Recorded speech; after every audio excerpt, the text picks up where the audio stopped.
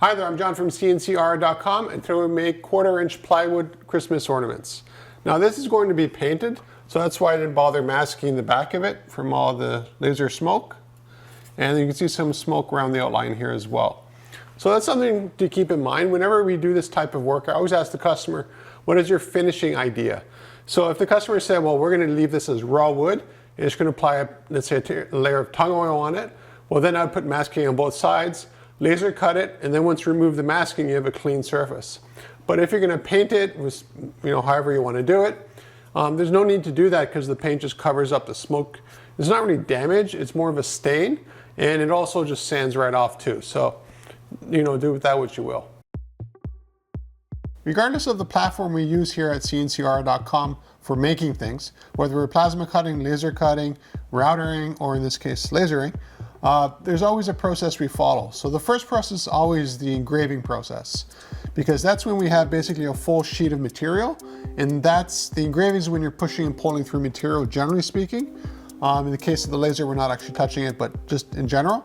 So whenever that happens, you want to make sure nothing moves. So having something as a full sheet as long as possible helps to achieve that goal.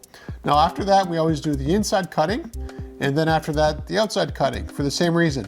The longer everything stays together as a full sheet, the less prone it is to move during production, therefore the more accurate the final result for the customer. And that holds true whether it's stainless steel, or it's wood, it's corian, even rubber, it doesn't really matter, or even paper. So when you see here is basically the laser is cutting one of these projects out at a time. Now that's important because let's say you wanted, 50 different ornaments, different sizes on the same material. It would do the same process. So it would do the engraving, the inside cutting, and the outside cutting, but everything would be scaled proportionally to whatever you have need made for the project.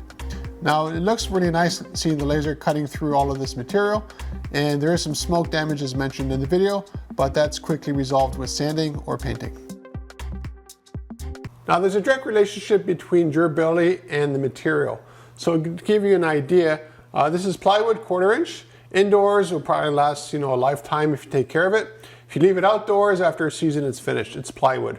So what happened with the plywood outdoors is it would just delaminate from the humidity, the cold and the hot and all that kind of stuff. But if we made this out of stainless steel and we put it outside, it would be fine for basically an eternity. So whenever we do these kind of projects as well, I generally ask what the material is, like their preferences, but also give me an idea of what kind of durability you're after.